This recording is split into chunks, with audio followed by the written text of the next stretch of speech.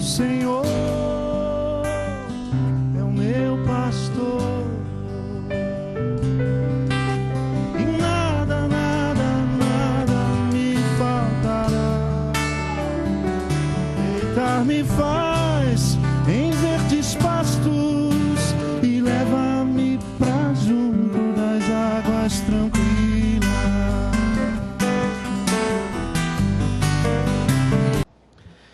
Nós vamos então passar a tão esperada segunda parte da palavra do pastor Luiz Saião. Eu vou chamar aqui o pastor Ken Davis, diretor executivo de Edições Vida Nova, para que esteja orando e apresentando a Deus esse momento.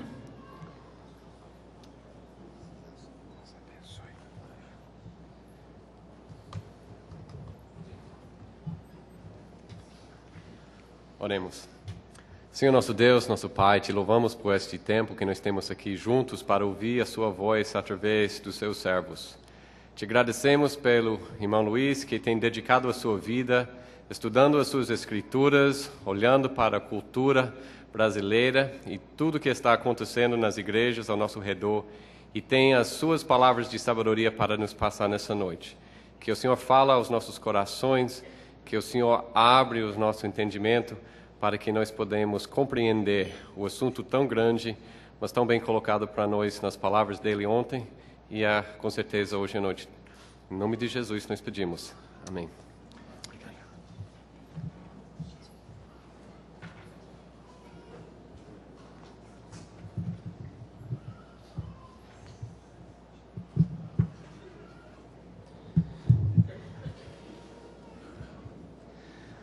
Muito boa noite a todos.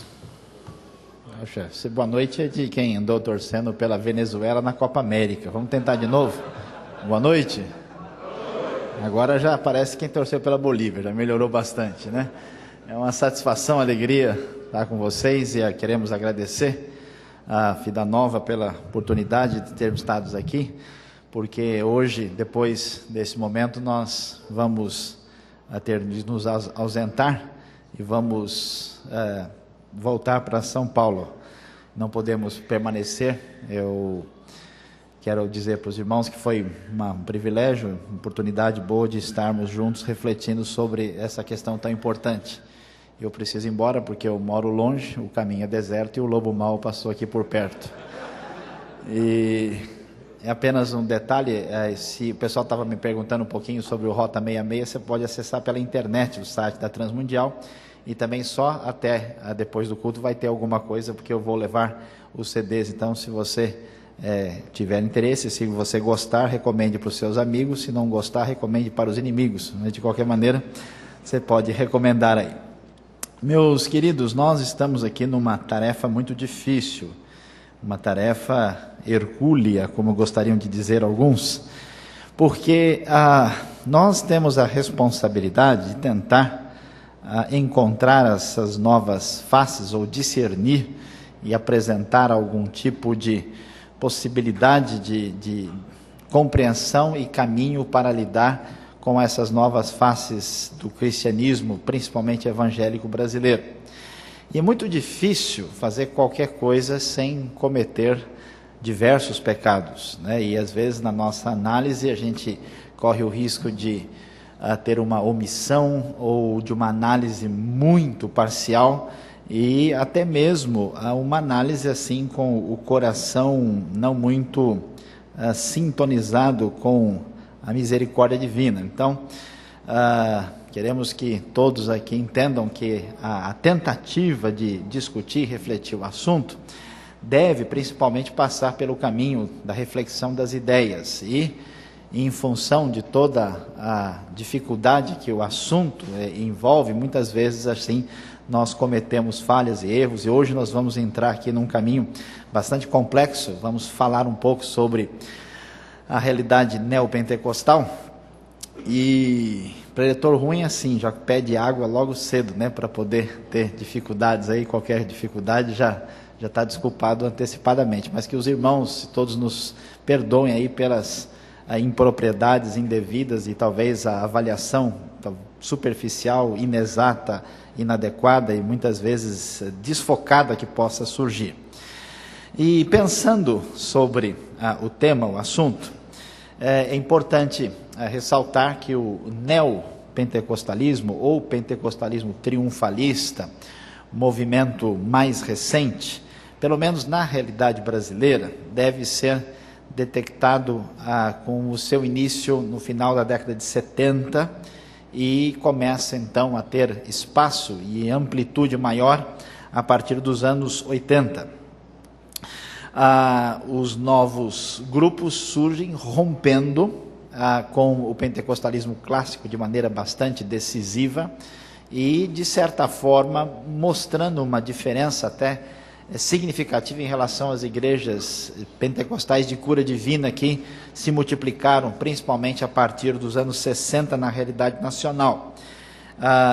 Devem ser destacadas aqui que os dois principais movimentos que representam o pensamento, ou pelo menos a expressão neopentecostal, são a Igreja Universal do Reino de Deus e a Igreja Internacional da Graça, além de outras novas que têm surgido e aparecido no cenário evangélico nacional.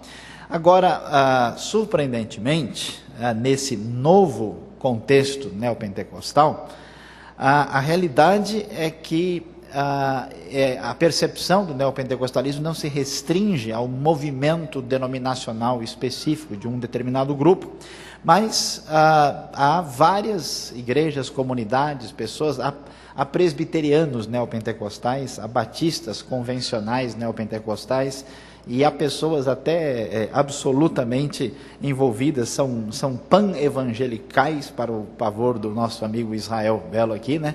E pan tudo, né? Absolutamente, né?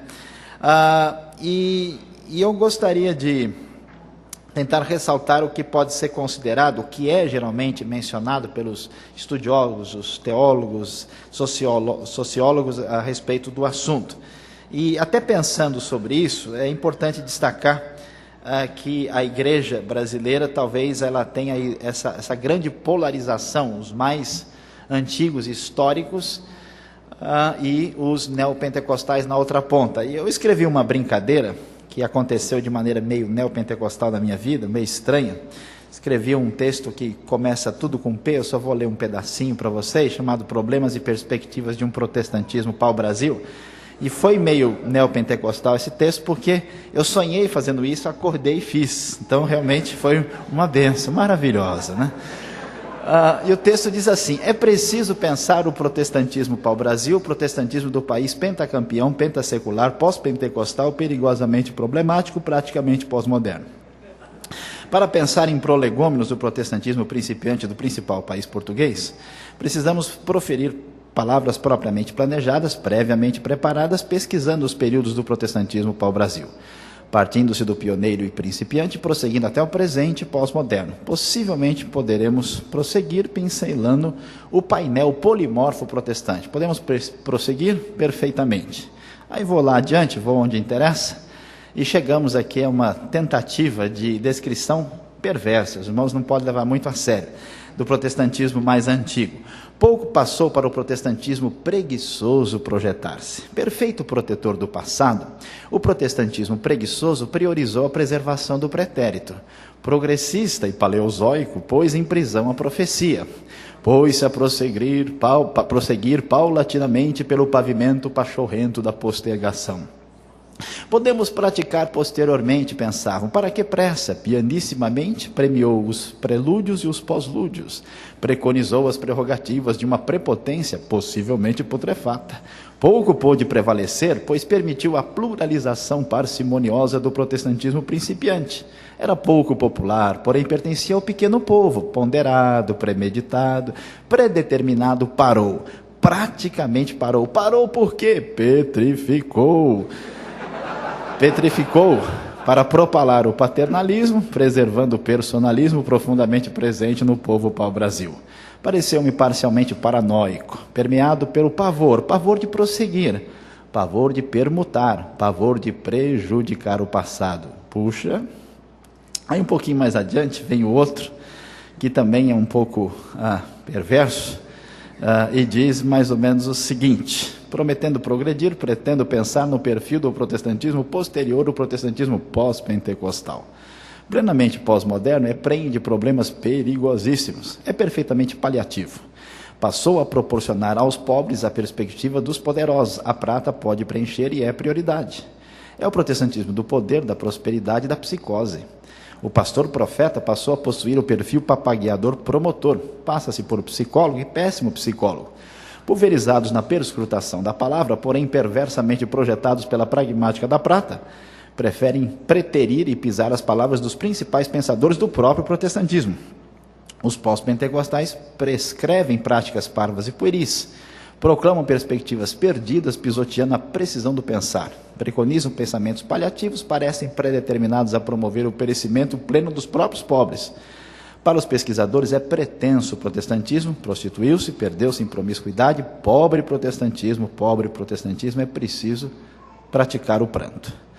Diante dessa perspectiva previsível, poderosamente problemática que vocês acompanharam aí, nós podemos aí ver que essa crítica poética e um pouco perigosa e ferina avalia as dificuldades que nós temos nesse cenário, né? Tanto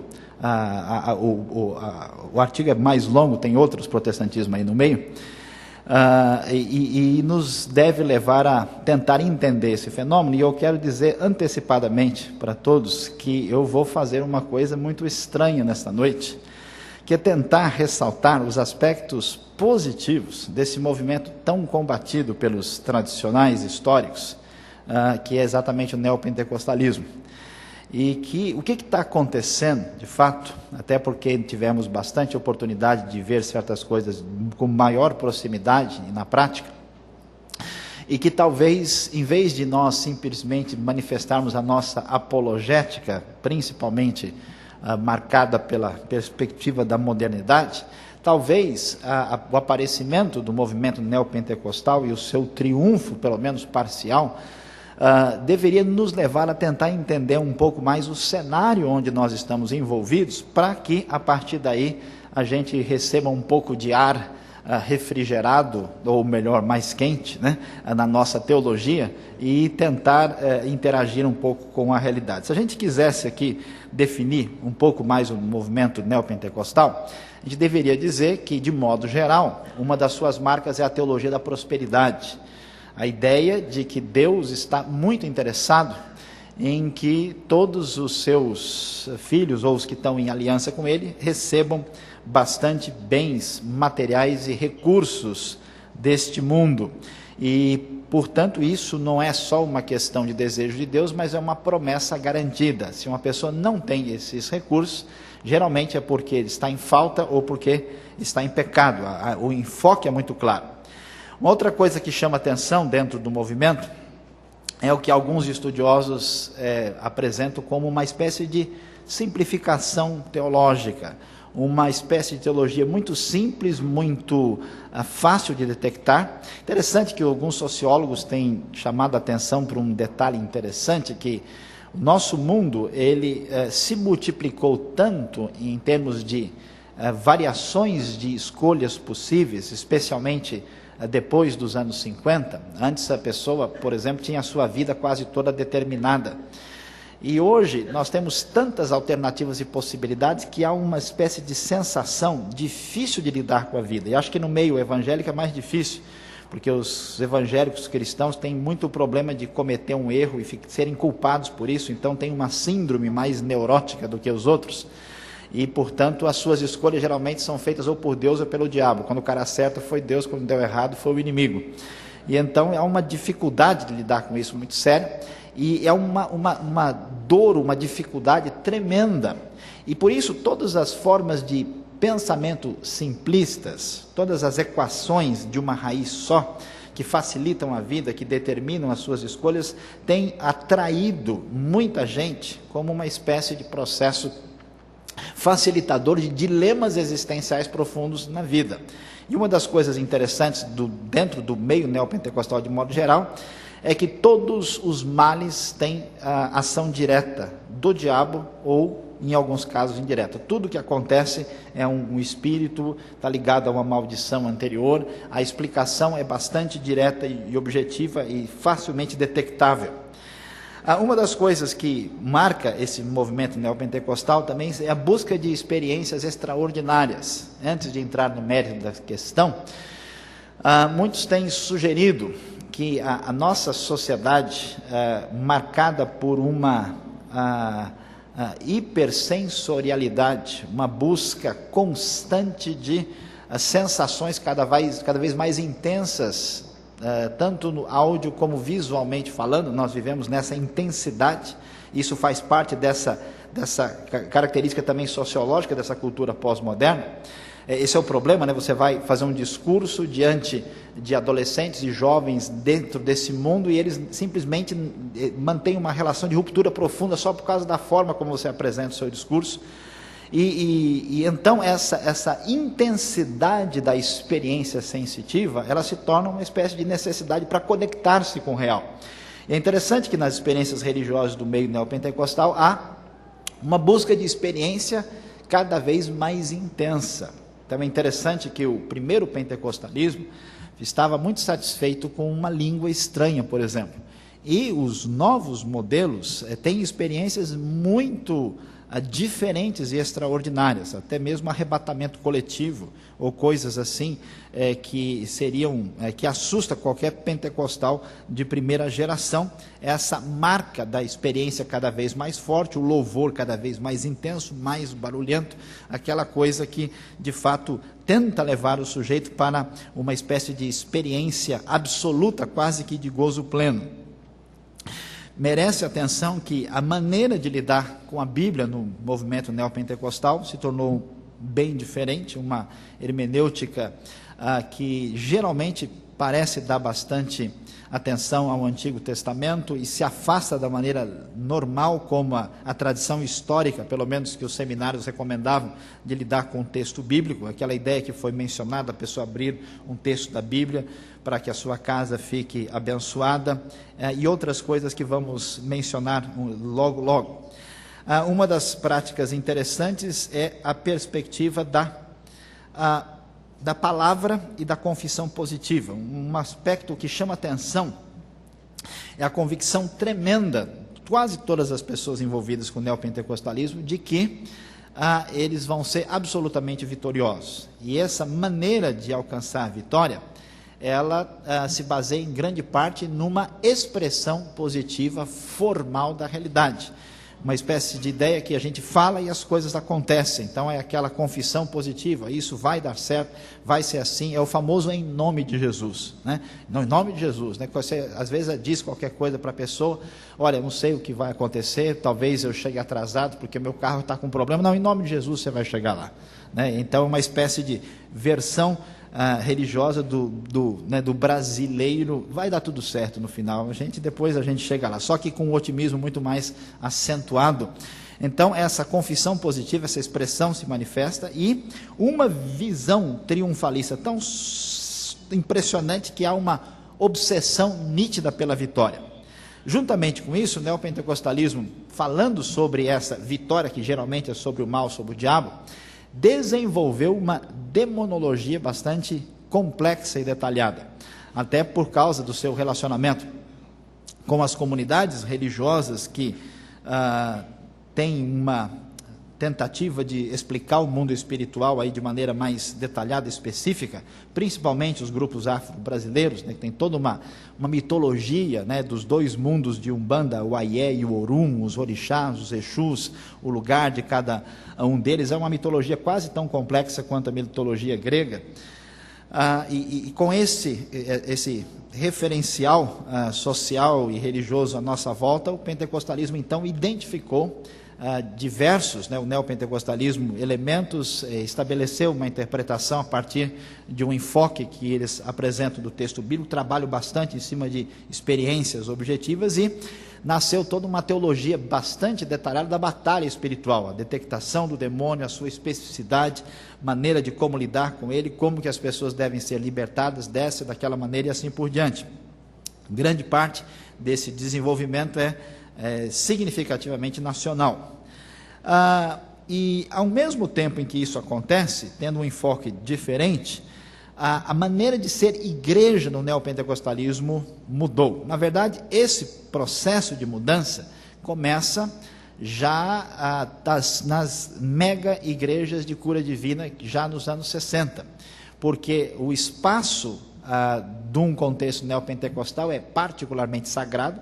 Acho que não seria muito dizer que há um compartilhamento razoável de ideias que já existiam no catolicismo romano. Você vê que uma catedral é um espaço sagrado, ela ocupa um lugar, a gente entra lá, pega a água benta, pega lá, faz o ritual, porque é uma espécie de centro de presença espiritual positiva que a pessoa vai e se carrega, ali vai. Então uma igreja neopentecostal fica num lugar geralmente de bastante movimento, ela também pretende ter geralmente uma catedral, a pessoa entra lá, o espaço também é sagrado. Acho interessante, ouvindo o programa Voz da Libertação, da Igreja Deus é Amor, disse lá que por uma das 80 portas Jesus te curou, foi grande o teu livramento, acabou o teu sofrimento, na igreja Deus é Amor, né?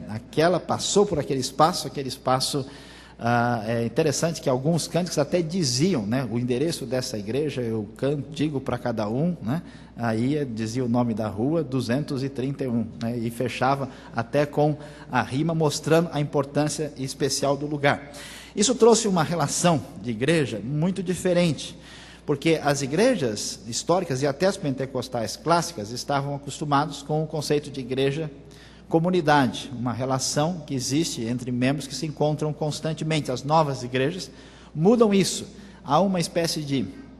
Os sociólogos mais críticos chegam a chamar isso de clientelismo, né? Mas é uma relação onde a pessoa vai, ele pratica os seus ritos, a sua contribuição, mas há pouquíssimo relacionamento de comunidade. E uma grande rotatividade, um modelo bastante diferente.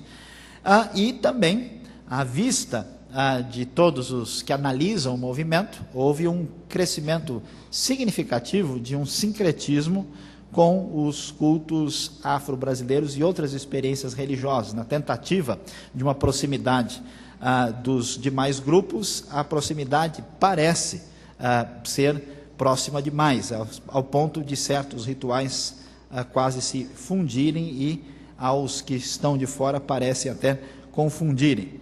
É interessante ver que o neopentecostalismo teve um impacto tão impressionante, especialmente por ter com bastante força usado da mídia com tanta intensidade. As igrejas pentecostais mais antigas não gostavam nem do rádio. Quando o rádio chegou, a própria Congregação Cristã do Brasil dizia que aí estava o príncipe das potestades do ar, não deveria valer quase nada. Depois, o rádio passou a ser o grande veiculador das igrejas anteriores, pentecostais de cura divina, especialmente Deus é Amor e Brasil para Cristo, mas essas igrejas ficaram reticentes com o uso da televisão. A televisão não trazia muita confiança de ser algo utilizável, né? E até hoje ainda permanece muitos grupos. Esses dias alguém perguntou: pastor, mas me diz aí, a televisão não é do diabo? Eu fiquei numa situação difícil e respondi: bom, se ele comprou e pagou é dele, agora se não, a gente não sabe como resolver essa situação. Aí, nos anos 70, as novas igrejas, aí esse bloqueio histórico com a televisão desaparece e o uso da mídia muito intenso. Mas essa nova espiritualidade do contexto evangélico tem aí lutado, né, com a maneira de lidar com a Bíblia. Eu quero ainda dizer que, de modo geral, a maneira de lidar com a Bíblia é valorizando muito o Antigo Testamento. Alguns trechos são lidos com uma literalidade além da hermenêutica recomendável. Há um grande uso de alegoria em diversos textos, especialmente para fazer conexão com a própria vida do ouvinte. Um certo distanciamento de certos temas da teologia, né? Que, por exemplo, a teologia do lamento do livro de Salmos dificilmente vai fazer parte, ou uma teologia do sofrimento do Novo Testamento também é muito pouco ventilada, e, surpreendentemente, uma certa fascinação por Israel e pela cultura judaica, o que não é propriedade exclusiva deles. Pois é, diante dessa percepção, Como é que, vamos supor, se nós pegássemos aqui um neopentecostal e tentasse conversar com ele e dizer, olha, nós vimos isso, os livros de sociologia, as teses de mestrado e doutorado, os teólogos estão dizendo isso a respeito de vocês, vamos supor o que será que esse neopentecostal diria, como é que ele apresentaria a sua apologética. Então vamos tentar representá-lo, já que ele não pôde vir aqui hoje, e ver como é que isso vai acontecer. Talvez a primeira coisa que o neopentecostalismo deva nos mostrar e nos permitir pensar e refletir é a realidade, parece indiscutível na minha opinião, de um mundo espiritual que as igrejas históricas, em grande parte, relutam em aceitar e até mesmo em lidar com eles. Não sei se quantos dos irmãos aqui já tiveram uma possibilidade de uma experiência real com um caso de demonismo inquestionável. Eu sempre utilizei os recursos aí racionais de maneira razoavelmente intensa e sempre pensei em todas as hipóteses antes de considerar alguma coisa como uma manifestação demoníaca real. Mas na nossa experiência tivemos oportunidade até de ver uma família, por exemplo, de origem europeia, que pessoa até filha de estrangeiros, falante de 2 línguas, se envolver de tal forma no ocultismo, meus amados, gente com formação superior, com condição de vida bem elevada, quando nós entramos e começamos a falar do Evangelho e oramos por aquela pessoa, olha, não havia como não perceber que ali havia uma possessão demoníaca do jeito que o Novo Testamento diz. Nossa mentalidade secularizada, os filhos da modernidade, os pós-iluministas, sempre apresentam todas as teorias psicológicas e alternativas possíveis.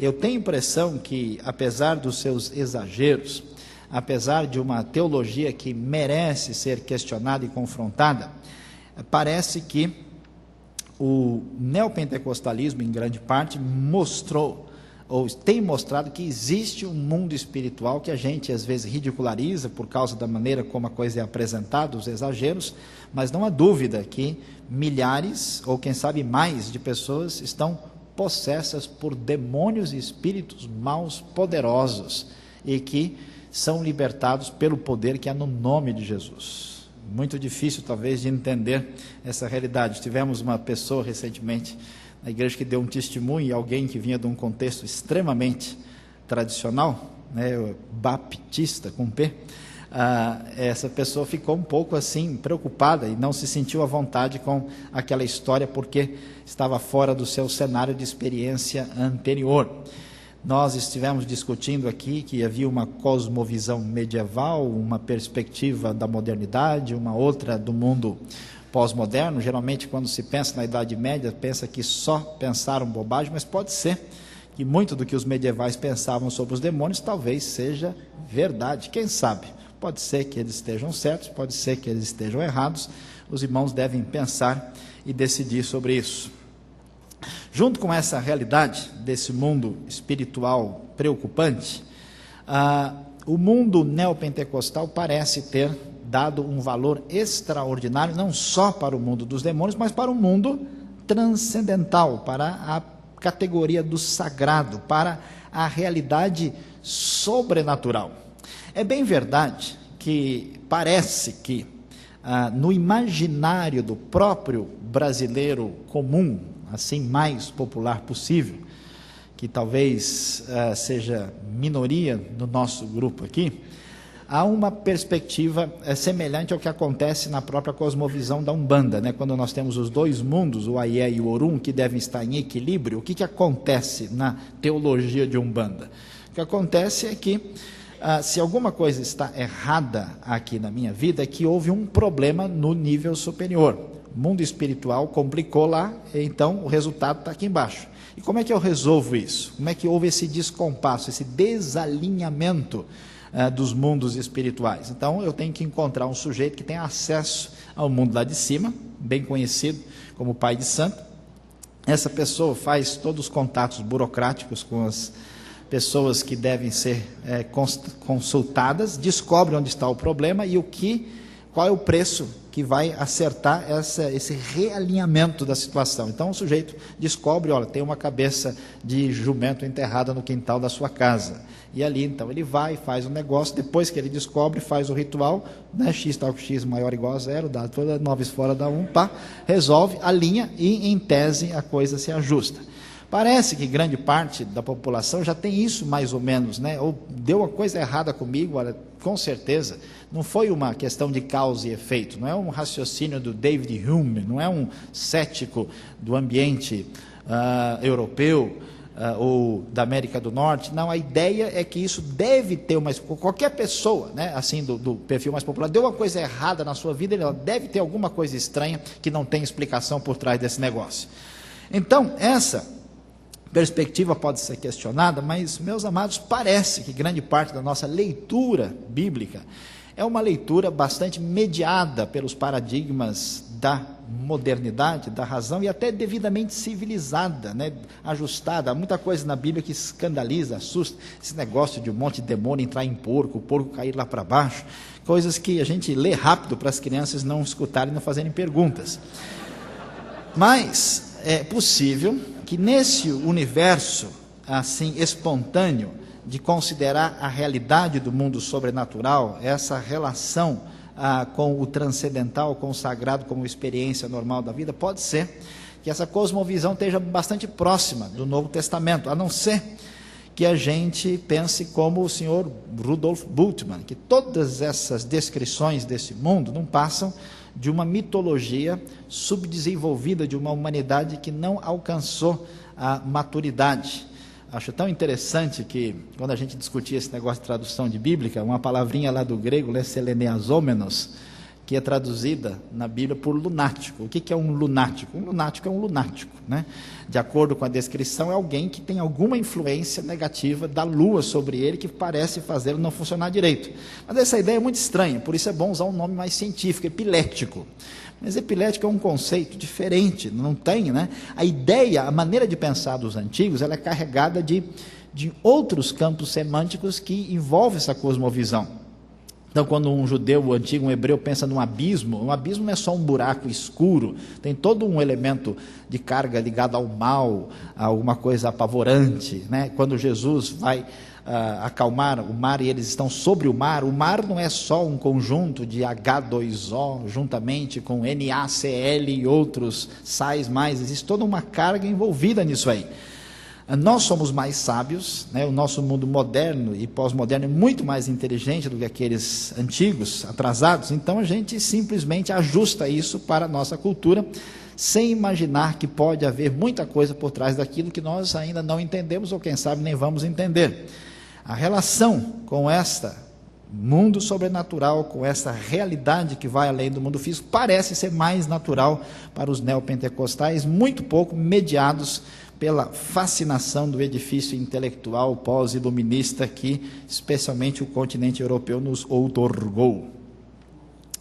Além disso, uma coisa que chama atenção é a maneira de construir a comunidade, a igreja. Uma das coisas que é apavorante para qualquer pessoa de tradição protestante é exatamente a maneira de ser igreja dos neopentecostais. Puxa, há um prédio enorme, grande, essas pessoas vão lá e eles vão, imagina, absurdamente apenas buscar a bênção. Onde já se viu fazer isso? A gente não faz essas coisas, nós somos gente boa. E eles vão atrás dessas coisas secundárias e passageiras, e nós não. Igreja é aquele negócio, os amigos, aquele final de semana a gente encontra, tem comunhão, tomamos o café junto, aquela coisa, né? Como é que pode ser uma igreja desse jeito? Pode ser que os neopentecostais estejam mais alinhados com o tipo de sociedade que nós temos hoje, porque a nossa maneira de construir uma igreja, independentemente aqui da teologia, avaliando agora só aspecto sociológico, é uma maneira que está ligada, por exemplo, a comunidades rurais do interior da Europa e da América do Norte do século XIX. Nós tínhamos uma pequena igreja com 50, com 100 pessoas que viviam, até muitas comunidades sofrem dificuldade de adaptação, porque nós estamos hoje, por exemplo, em cidades grandes, em metrópoles e com um mundo totalmente diferente. E o que acontece? A nossa sociedade hoje, dessas grandes cidades, que são, né, qualquer cidade pequena hoje é monstruosa perto das antigas, ela tem uma reorganização da realidade. Isso pode ser prejudicial? Pode. Mas, por outro lado, há uma coisa interessante. A sociedade de hoje, ela expressa a existência e a valoração do indivíduo em função da sua presença diante da telinha. Há uma ontologização do indivíduo na sua presença na tela. Parece que o meio neopentecostal entrou nessa nova cultura e ele usa a mídia de maneira tão impactante e impressionante. Então, alguém, por exemplo, que frequenta uma igreja dessa natureza, ele percebe que ele não é só parte de um pequeno grupo que se conhece, que tem dimensões e relações sociais mínimas. Não, ele faz parte de uma espécie de grande comunidade. É como alguém que trabalha numa grande multinacional. Ela está presente, ele é visto em todos os canais de televisão. Há uma percepção de uma coisa muito mais séria que a maioria de nós talvez tenha dificuldade de entender. Uma das maiores dificuldades do homem contemporâneo é a sensação da fragmentação, porque com todo o processo que nós temos, né, de fragmentação do saber, a individualização do sujeito, cada vez mais a pessoa se sente um grão de areia, um nada, até o conhecimento, a visão é extremamente segmentada. Então, há uma busca, um interesse tremendo de uma experiência que leve a pessoa na direção do totalizante, a busca de algo que seja o sintetizador de tudo. Se alguém faz parte de uma comunidade, que seja um prédio, um templo enorme, com o devido ritual, fascinante, que tenha um quê de estádio, de galera animada, extraordinariamente movimentada pelos impulsos eletrônicos do mundo pós-moderno, isso faz uma diferença tremenda, muito mais impactante do que cantar "Ó quão cego eu andei e perdido vaguei" numa igreja de 60 pessoas, num culto de quarta-feira à noite que termina chovendo e o café está frio. Coisa bem diferente. Parece que essa mudança de sociedade, mudança dessa categoria da mídia, sociedade agora mega urbana e não rural, ela traz dimensões diferentes, e eu tenho a impressão que nós enfatizamos numa relação de comunidade que pode ter sua grande importância, mas que pode não estar fazendo sentido para uma nova geração, se a gente pode inventar esse nome, pós-urbana, que tem uma maneira de lidar com a vida bastante diferente. O que eu estou tentando sugerir aqui é que esses grupos sejam totalmente estrangeiros para muitos de nós, tendo uma cultura, uma percepção da realidade absolutamente diferentes e distintas, e que nós os vemos a partir dos nossos paradigmas e somos assim um pouco duros na nossa avaliação.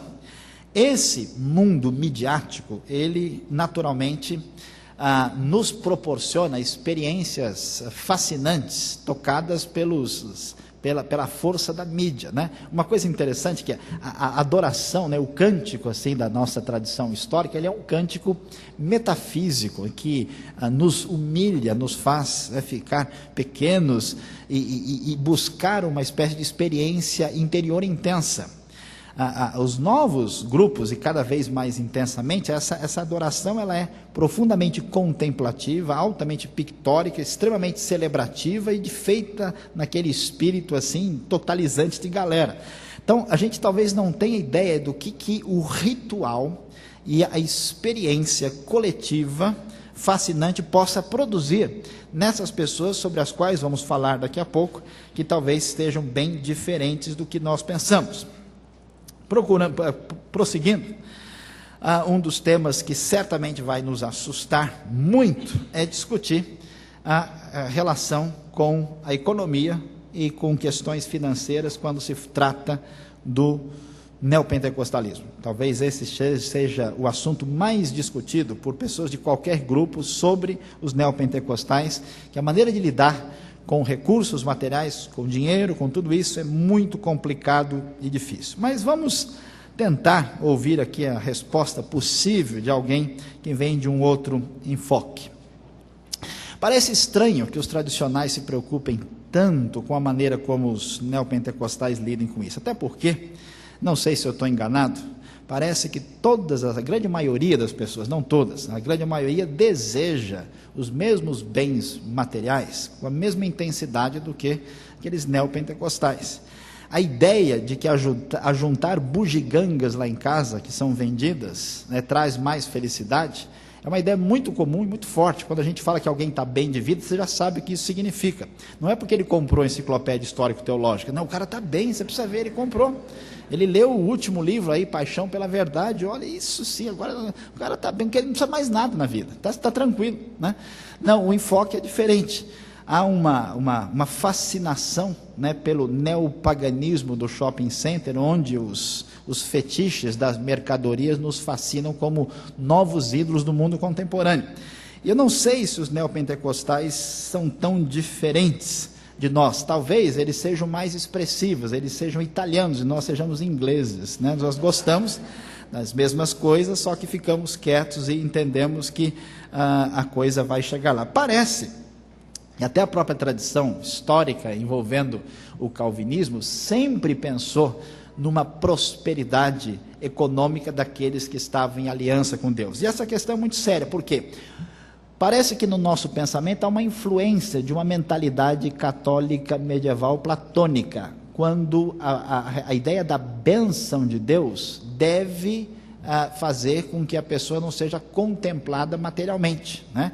É aquele pietismo próximo da ideia de quanto mais pobre a pessoa estiver, melhor, mais perto de Deus. Alguns medievais chegavam ao ponto, de fato, de elogiar a mendicância como um grande alvo de vida. Então, essa negação do mundo físico, essa negação da realidade à volta, parece que, em grande parte, né, até uma coisa que existe, é interessante isso, que a ideia de que uma pessoa que está trabalhando para o reino de Deus, ou envolvida com o reino de Deus, essa pessoa não deve ganhar bem. Se for jogador de futebol, não tem problema, ninguém tem crise com isso. Mas ele é um mero pastor, deve viver apertado, viver num sufoco, porque é aí sim que ele prova que é verdadeiro. Mas se ele é uma pessoa da igreja e ele tem uma outra profissão, não há nenhum problema que ele prospere, mas se ele prosperar, se de alguma forma Deus abençoá-lo financeiramente envolvido com o reino de Deus, aí tem coisa complicada. Nós temos que ver, né? A gente só não fala que está amarrado porque não é nossa prática, mas é quase isso aí. Parece que a nossa percepção é meio confusa, a gente não sabe se a gente tem um platonismo, uma negação desse mundo, ou se a gente deve apreciar, deve pensar nessas riquezas como algo positivo, que o problema é saber usá-las e ter a devida, vamos dizer a palavra bem clássica aqui, mordomia em relação a isso. Essa diferença de enfoque vai mostrar para nós que o neopentecostalismo não tem nenhuma dificuldade com isso. Parece que a perspectiva dessas pessoas, que a grande maioria delas nem evangélica não era até pouco tempo atrás, a gente pode dizer o que for, mas as igrejas neopentecostais detonaram as comunidades afro-brasileiras e coisas semelhantes nos últimos anos. Essas pessoas que têm uma dimensão mínima, e eu acho que a sociedade brasileira, com seu elitismo, e uma das sociedades mais desiguais e perversas do mundo em termos de oprimir os que estão na parte de baixo, essa sociedade não entende que aqui em cima tem um grupo de pessoas de educação europeia, de mentalidade talvez predominantemente francesa e americana, e aqui tem uma grande massa de pessoas, especialmente mestiças, negras e indígenas, ou pelo menos parcialmente indígenas, que vivem num universo absolutamente distinto, que não tem critérios e condições ou formação, educação, não passou pelo processo de ocidentalização made in países ocidentais, e que vive uma maneira de enxergar a realidade totalmente diferente. Possivelmente, apesar de nominalmente católicos, essas pessoas talvez tenham uma cosmovisão praticamente distanciada até dos fundamentos mais fundamentais, básicos até do catolicismo. Portanto, o que essas pessoas descobrem lutando entre comer um ovo frito, pegar o ônibus cheio e se desesperar para sobreviver com pouco dinheiro, com um salário mínimo? Eles descobrem uma coisa impressionante, que Deus, o Deus dessas pessoas que estão falando, é um Deus da provisão. E a partir daí, sem nenhum tipo de requinte que nós temos, eles dizem: olha, não, nós queremos que Deus nos abençoe, nós queremos que Ele nos dê o dinheiro, e fazem isso muito descaradamente, coisa que vai contra toda aquela educação que a gente aprendeu em casa desde pequeno e principalmente na igreja. Apesar disso, as pesquisas indicam que muitas igrejas históricas contribuem mais ou menos de uma maneira semelhante com as igrejas neopentecostais em termos de quantidade e proporção. Essa experiência leva essas pessoas para essa dimensão, e ainda tem um fator que certamente nós desconhecemos. Certa ocasião eu conversava com alguém que está envolvido com uma igreja dessa durante muito tempo, e eu perguntei: escuta, como é que as pessoas lidam com esse aspecto financeiro? Ele falou: olha, Saião, a maneira de pensar é totalmente diferente. Porque uma igreja histórica, ou mesmo uma igreja pentecostal, o sujeito ele entende que ele tem que dar sua contribuição para Deus, e ele se comporta assim, né, devidamente estruturado, dá lá o seu dízimo, a sua oferta, e fica nisso. A mentalidade de uma pessoa assim é totalmente diferente, porque ele praticava feitiçaria. Ele veio de um culto lá pesado de magia, ele já quebrou a perna de 3 professores que deram nota baixa para ele na escola, através de rituais. E aí ele falava o seguinte: olha, eu dava 2.000 para o diabo, você acha que eu não vou dar 1.000 para Jesus? Imagina, isso é um absurdo, é uma pouca vergonha eu dar só 1.000, mesmo que eu coma só farinha e arroz em casa esse mês, Jesus merece muito mais. Nós, claro, somos superiores com toda a nossa cultura e racionalidade, a gente sabe muito bem, nós temos que ficar bem preocupado com o seguinte, que nós temos que garantir a nossa pizza de 4 queijos no final de semana, que as nossas viagens, o nosso lazer, as férias são muito importantes, e nós temos as prioridades que o mundo secular e as exigências da Globo e de Hollywood nos colocaram. Essas coisas são inegociáveis. Então a gente dá o que é possível, a gente sabe, né, que isso aqui para missões está bom demais, mas eu não posso fazer um sacrifício, fazer isso, não. Agora, o ignorante do neopentecostal não sabe disso, e ele é tão ignorante que ele nem está preocupado se o seu líder está vivendo bem de vida. Já nós, muito mais inteligentes, se um dos nossos líderes começa a ficar bem de vida, aí a gente precisa amarrar a boca do boi para que ele trabalhe com mais dificuldade. Certamente há exageros, certamente há problemas do lado de lá, mas seria interessante se a gente pensasse, só como exercício de reflexão. Entendam que não estou expondo plenamente minhas convicções, mas só ajudando a gente pensar junto. Quem sabe até eu aprendo alguma coisa. Está ficando interessante esse negócio aqui. A maneira de refletir, de pensar, que o neopentecostalismo apresenta, e essa mudança de enfoque pode ser vista na história da escatologia. O movimento pentecostal é hermeneuticamente ligado à questão escatológica. Jesus está chegando, né, é o fim dos tempos, então esse enfoque foi muito forte. O neopentecostalismo rompe com isso. Em vez de ter uma ênfase constante de que a tribulação já está chegando, olha, Israel já apareceu, vamos, né, já nos preparar para subir, o arrebatamento está aí, não. A mudança é significativa. Deus está querendo nos abençoar aqui, nessa terra, agora. Há uma espécie de, não vou usar a palavra resgate, senão a gente vai ficar chateado, mas uma espécie de retomada, ou de focalizada em torno de uma teologia ligada aos bens materiais. Agora vejam só, apesar de toda a fragilidade, e vamos dizer, a maneira irrefletida e certamente questionável, como isso acontece muitas vezes, a própria teologia reformada, ela não era uma mera abstração platônica, distanciada da realidade. Na teologia reformada, e talvez isso seja uma das razões porque a reforma teve um impacto tão grande na Europa Ocidental e nos países ligados ao eixo Atlântico Norte, ela tinha a intenção de mudar a sociedade e de ter influência na política, de fazer impacto na economia. Casa de Cultura Cristã colocou um texto tão interessante lá sobre a influência de Calvino no pensamento social e econômico, e que merece atenção. Meus amados, nós estamos num dos contextos economicamente mais complicados do mundo.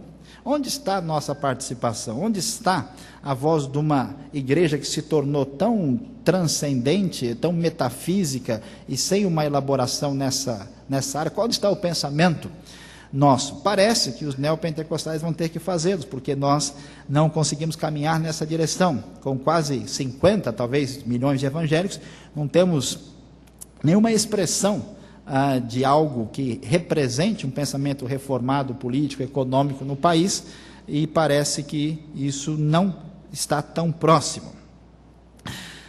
Portanto, eu acho que o neopentecostalismo nos convida nesta noite a uma reflexão entre a relação de teologia, economia e política, teologia dos bens materiais. Se eles não estão fazendo direito, pode ser que a gente precise ajudá-los, se não for atrapalhar.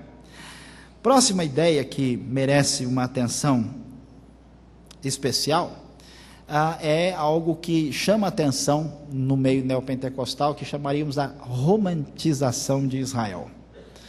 É muito interessante o que aconteceu historicamente. De repente, aquilo que era tão expressivo no catolicismo romano, tão marcado por símbolos que lhe davam identidade histórica, os novos grupos, dentro dessa perspectiva semelhante, teve uma espécie de idealização tremenda da cultura judaica, que, na minha opinião, é uma tentativa de formação de grupo em busca da sua própria identidade. A realidade brasileira é bastante indefinida, nós ainda estamos tentando ser um povo, não há uma identidade tão fechada e definida, e essa busca tremenda se mostra, até por uma romantização do estrangeiro, o Brasil como um país novo, tendo como referência externa Portugal, depois referência cultural a França, depois, no contexto protestante, as referências foram Alemanha, Inglaterra, Estados Unidos. Então, o elogio de fora sempre fez parte desse cenário tupiniquim. Pois é, mas o problema é que fica difícil fazer com que a maioria dos brasileiros estabeleçam as suas conexões com esses países supostamente tão bondosos, abençoados e maravilhosos. Então, há uma boa maneira de resolver isso. Vamos nos conectar diretamente com Israel. Até porque tem o negócio dos judeus que tiveram aqui, toda essa ligação, então isso nos dá um pedigree espiritual diferenciado e uma condição de um status particular diferente. Aliás, isso merece uma atenção. Isso mostra para nós que a comunidade neopentecostal está numa espécie de direção ascendente em relação à própria vida. Quando alguém que vive num contexto, por exemplo, de viver em favela ou numa comunidade extremamente pobre, essa pessoa tem autoimagem prejudicada, ele tem vários fatores complicadores, tanto de natureza sociológica como psicológica, por alguma razão muito impressionante. Ao envolver-se com uma comunidade neopentecostal, o sujeito não só se associa ao ideário romântico extraordinário judaico, que é repleto pelos símbolos, que nós vamos também tocar um pouco mais nesse assunto, mas ele se crê poderoso, ele se crê capaz e passa a ter um processo de autotranscendência tão impressionante, não sei se a gente já teve oportunidade de ver, que em muitos casos, várias dessas pessoas transformam significativamente a sua perspectiva, a sua vida, a sua família de imediato. É muito surpreendente e verdadeiro em muitos casos. Há pessoas decepcionadas, há pessoas frustradas, mas há pessoas... Não é possível que o pessoal esteja fazendo só loucuras e tanta gente continue indo para lá. Outra coisa que chama atenção e surpreendente, e para mim é bastante surpreendente, é esse foco, derivado da confissão positiva, do triunfalismo, foco positivo e absolutamente cheio de expectativas promissoras perante a vida. Não sei se seria muito dizer isso, nós talvez devamos entender que a própria teologia do Evangelho é uma teologia que, guardadas as proporções e com algumas aspas em volta, muito marcada por um pensamento bem positivo, porque Deus nos chama daquilo que nós não somos. Os irmãos sabiam que vocês não são santos, vocês não são nada daquelas palavras extraordinárias que o Novo Testamento passa para a gente, mas de uma maneira impressionante, nós colocamos a nossa fé em Deus, em Cristo, e cremos que somos aquilo que não somos, e passamos e nos tornamos, nós chegaremos a ser aquilo que jamais somos através de uma fé absolutamente fundamentada na palavra de Deus. Parece que o neopentecostalismo tem um pouco mais de fé e amplia isso para toda a área da vida. Isso me surpreende por quê? Porque na nossa perspectiva histórica, filhos da modernidade, escravos da razão iluminista, a nossa tarefa é uma só, é descrever. Nós delimitamos, nós perpetuamos o passado, estabelecemos limites, e apenas como filhos do Ocidente cientificista, descrevemos. Esse pessoal não está nem aí para a descrição. Eles põem o pé adiante, toca a ficha e vamos lá que a gente vai ganhar esse negócio. Uma espécie de motivação tão intensa, que a minha pergunta, lembrando do que os sábios judeus diziam na antiguidade, é saber se eles estão tão errados assim. Os judeus nunca acreditaram muito em intenções apenas da mente, em descrições paradas. Tudo depende muito no fazer. O homem é o que ele faz, não o que ele pensa. Por isso, a ênfase em algo que é feito vale muito. É muito bom que você sempre faça alguma coisa junto com uma outra pessoa.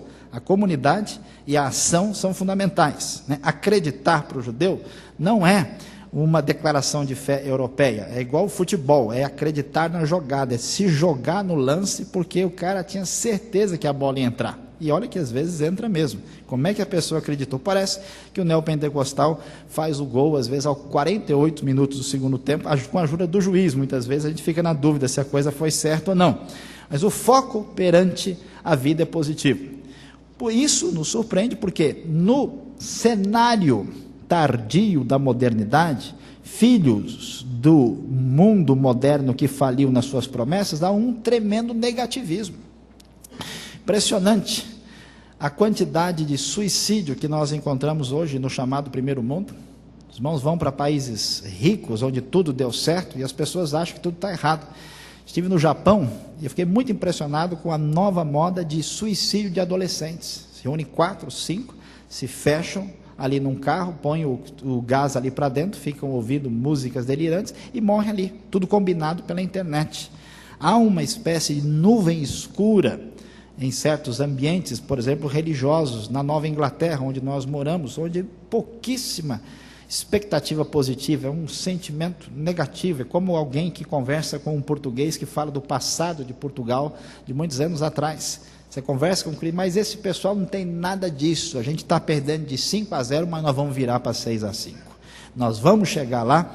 É interessante, pode ser uma tremenda bobagem, pode ser que eles sejam alienados, mas é surpreendente como essa alienação tem persistido e esse pessoal faz impacto tremendo. Só a Igreja Universal hoje está em mais de 100 países. Fiquei surpreso a encontrar uma em Amsterdã e outra no centro de Boston, um dos lugares mais caros do mundo. É para a gente pensar sobre o assunto. Esses neopentecostais ignorantes não sabem como fazer um culto direito, uma coisa planejada, pensada, organizada, uma coisa bonita, assim, bem feita. Não, eles fazem aquelas coisas estranhas. Pois é, só que no nosso universo redondinho, ajustado, quadrado do mundo racional, está ligado com uma tradição histórica do próprio protestantismo que reprimiu a arte, e na sua controvérsia específica contra o catolicismo romano, foi muito iconoclasta e não permitiu que se manifestasse qualquer tipo de símbolo. Esse pessoal, sem qualquer desconfiança epistemológica, sociológica, e numa intuição que nós precisamos descobrir qual é a natureza dela, eles criaram uma espécie de celebração religiosa extremamente marcada por uma espécie de teatro, uma espécie de manifestação, aliás, concreta, em que o sujeito que não passou pelo processo educacional que nos ajuda a abstratamente entendermos a realidade distanciada da pessoa comum, eles então ali vivem intensamente o ritual de maneira teatral, de maneira concreta, e multiplicaram-se o uso dos símbolos, que naturalmente a nossa ortodoxia protestante fica assustada. Olha, isso pode virar idolatria, hein? Cuidado, isso pode virar misticismo exagerado. No Novo Testamento também tem uns textos meio complicados, negócio da sombra de Pedro curar a gente. Eu sempre leio rápido aquela parte para não ter dificuldade. Esse texto, outra semana a gente estuda, né? Amém, irmãos? Deus abençoe, né? Há coisas lá assim diferentes, mas aqui, aquela ideia da mulher tocar na roupa de Jesus, né, e receber a cura, muito esquisito, né? Seria bom ler o Salmo 23 mais uma vez para o consolo do nosso coração. E o neopentecostalismo, então, parece trabalhar com uma espécie de arte popular, uma espécie de teatro, uma espécie de uso de símbolos que pertence a uma cultura diferente da nossa tradição. Nós estamos o tempo todo nos nossos seminários, principalmente voltados para o trabalho missiológico e evangelístico, tentando ensinar contextualização.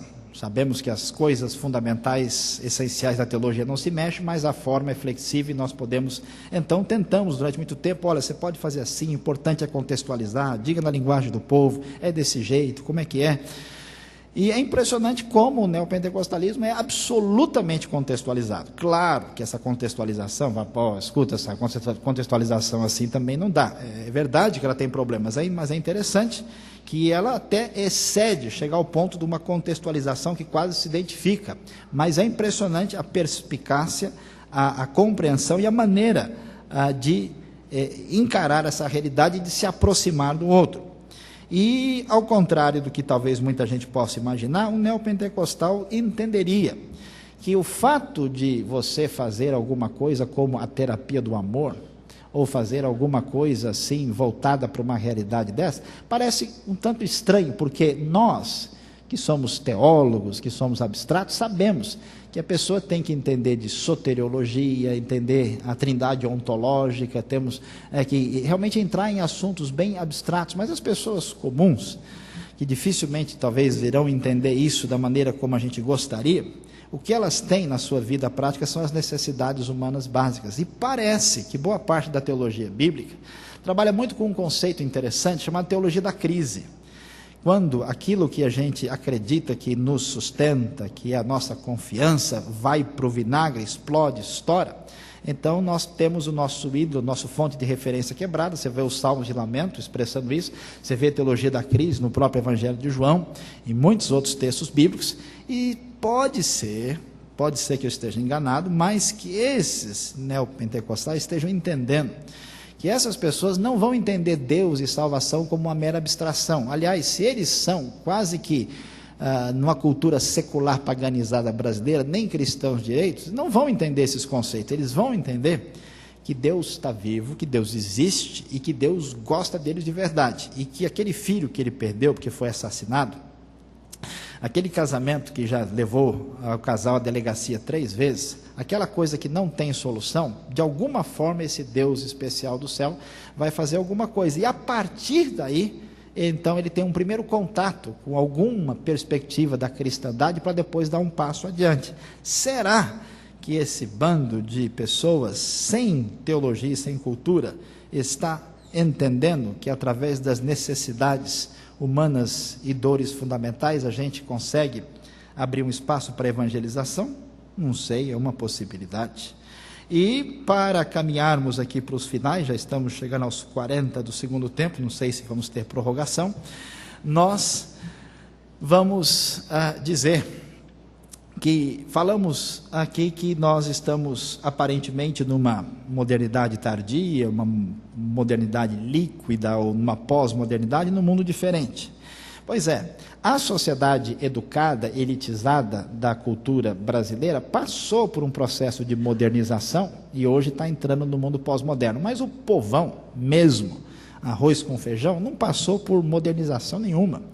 O sujeito tem medo de mal olhado, ele sabe que coruja dá azar, ele tem vários conceitos bastante antigos e que a gente, que é mais inteligente, considera uma coisa realmente bastante desprezível. Mas essas pessoas com os seus filhos vão pular direto para o mundo pós-moderno sem passar por essa mediação da modernidade tão impressionante, e a sua desconexão com o protestantismo iluminista aí é significativa. Esse mundo brasileiro, especialmente afro-indígena e mestiço, esse mundo pode ser, até porque a Bíblia também não foi construída na modernidade, que haja neles vários níveis de conexão, vários pontos de relação com a Bíblia, que nós, certamente, na nossa teologia bem construída, não percebemos. Por exemplo, por que Paulo vai escrever uma carta aos Romanos, uma carta tão bonita, teológica, com justificação, e vai gastar um capítulo inteiro, ou quase mais de um, até só para dar nome de pessoa? Para que ele não é mais prático e diz, saúda todo mundo aí, em nome de Jesus? Não, saúda Júlia, Nereu, dá o nome de todo mundo. Paulo não fez um curso de teologia intelectual assim, numa universidade de pessoa. Para que dizer o nome de cada um? Porque cada pessoa tem um valor diferenciado e especial, e isso parece ter significado que uma teologia erudita não consegue perceber. A visão de mundo, a maneira de lidar com o sentimento, com a dor, as narrativas bíblicas, as histórias encantadoras que a gente ajusta, né, com a teologia, tirando tudo aquilo que deixa a gente desconfortável. Parece que esse povo simples e ignorante, que chora pelo Evangelho, que de madrugada à noite, às vezes, bem melhor do que eu, estão debaixo dos viadutos de São Paulo, pegando gente, que está lá cheirando lixo, e que, na sua ignorância, parece mostrar amor pela pessoa de Cristo. Parece que esse pessoal pode ter alguma coisa a nos ensinar. Finalmente, meus irmãos, eu gostaria de dizer que, apesar de toda essa reflexão, não há dúvida que a situação teológica e os cuidados importantes da reflexão bíblica, hermenêutica, exegética da nossa igreja, principalmente entre os neopentecostais, está muito fragilizada e necessária. Mas eu acredito que, se é verdade que a gente, nesse processo histórico, aprendeu alguma coisa, talvez seja a hora de a gente tentar algum tipo de aproximação, de um contato um pouco mais intenso, porque uma pedagogia teológica dos históricos pode beneficiar uma multidão de pessoas que tem uma disposição, um coração, uma vontade, que está sedento, desesperado para entender o que está fazendo e onde quer chegar. E, ao mesmo tempo, pode ser que essas pessoas nos ajudem, como igrejas históricas, a entender uma inclusão mais adequada de nossos grupos no mundo contemporâneo, difícil, confuso e complicado onde vivemos. E que nessa possibilidade de aproximação, que Deus nos abençoe, que a única coisa que pode realmente fazer toda a diferença, mudança, é aquilo que é o poder mais assustador, subversivo e fascinante de todos, o amor de Deus que nos foi demonstrado em Cristo. Que isso viva no nosso coração. Muito obrigado. Deus abençoe.